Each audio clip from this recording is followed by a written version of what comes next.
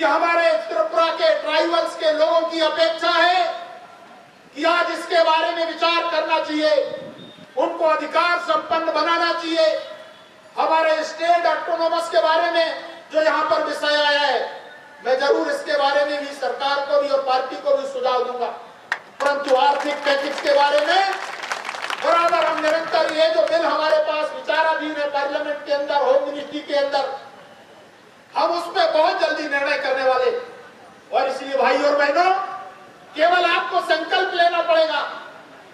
अगर आज हमने इस बिल को पास किया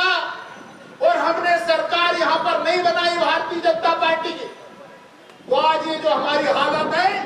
इस हालत में सुधार होने वाला नहीं। और इसलिए पहला काम, इस आने वाले हमारे फरवरी 18 के अंदर जो विधानसभा के चुनाव होंगे,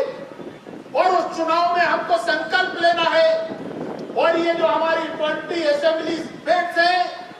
इसमें भारतीय जनता पार्टी का हमारा कार्यकर्ता भारतीय जनता पार्टी जीत करके आए और सीधे प्रधानमंत्री नरेंद्र भाई मोदी से सीधा संपर्क हमारे इस त्रिपुरा स्टेट के अंदर बने, भारतीय जनता पार्टी की सरकार इस त्रिपुरा में बने, ये आह्वान आप सभी भाई और बहनों से मैं करता हूं।